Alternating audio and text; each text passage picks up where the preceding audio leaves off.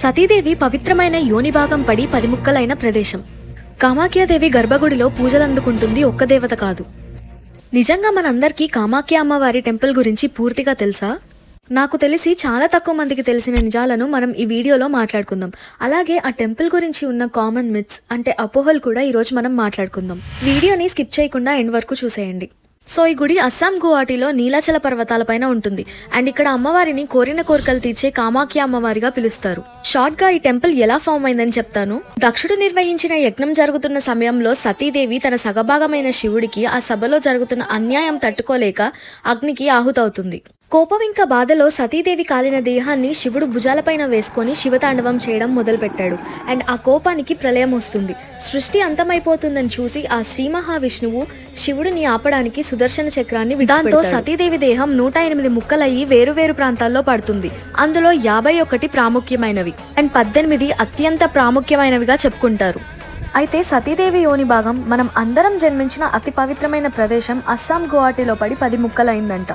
వాటినే దశమహావిద్యలు అని చెప్తారు. వీటన్నిటినీ అభ్యసించిన వారిని ఇంకా కారణ జన్ములనే చెప్పుకోవాలి. సో ఈ దశమహావిద్యల్లో 3 మాత్రమే కామాఖ్య అమ్మవారి టెంపుల్ గర్భగుడిలో ఉంటాయని మీకు తెలుసా? మొదటిది కోరిన కోరికలు తీర్చే కామాఖ్య అమ్మవారు, రెండోది ఈ ప్రపంచాన్ని రక్షించే తారా అమ్మవారు, మూడోది వచ్చేసి ముల్లోకాలను అందంగా ఉంచే త్రిపుర సుందరి అమ్మవారు. మీ అందరికీ ఒక డౌట్ రావచ్చు, ఆ మిగిలిన 7 మహావిద్యలు ఎక్కడ అని. అవి కూడా గుడి చుట్టుపక్కలనే ఉంటాయంట. మిగిలిన 7 మహావిద్యలను డిస్ప్లేలో పెడతాను, చూసేయండి. అయితే గర్భగుడిలో అమ్మవారి విగ్రహం ఉండదు. యోని రూపంలో ఉండే ఒక రాయి మాత్రమే ఉంటుంది. అందులో నుండి నిత్యం నీరు వస్తూనే ఉంటుందంట. అండ్ దాన్నే భక్తులకి తీర్థంగా కూడా ఇస్తారంట.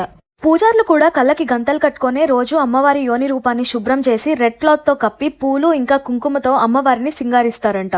ఎవరికీ తాకడానికి అనుమతినైతే ఇవ్వరు.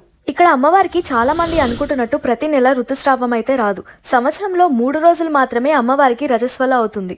అదే టైంలో గుడిని కూడా మూసేస్తారు. అప్పుడే ఆ 3 రోజులు అంబుబాచి మేళా అని జరుగుతుంది. అయితే గుడి మూసే ముందు గర్భగుడిలో వైట్ క్లాత్ వేస్తారు అండ్ అది ఎర్రగా మారుతుందని అనుకుంటారు. కానీ నిజానికి గర్భగుడిలో రెడ్ క్లాత్ తోనే అమ్మవారి యోని రూపాన్ని కవర్ చేస్తారు. దాన్నే చిన్న చిన్న ముక్కలుగా కట్ చేసి అంబుబాచి మేళకి వచ్చిన ప్రజలకి పంచుతారు.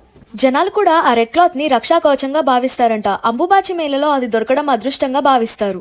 చాలా మంది అక్కడ జరిగే తాంత్రిక పూజలను క్షుద్ర పూజలతో కంపేర్ చేస్తారు. కానీ అది తప్పు. ఇక్కడ జరిగే తాంత్రిక పూజలు అంటే అమ్మవారిని తంత్రశాస్త్రంలో పూజించడం. ఈ పూజల్లో మద్యం, మాంసం సమర్పిస్తారు అండ్ కొన్నిసార్లు జంతువుల్ని కూడా బలిస్తారు. ప్రతి ఒక్కరు అలా చేస్తారని చెప్పట్లేదు, బట్ ఇదే పద్ధతిని ఫాలో అవుతారు.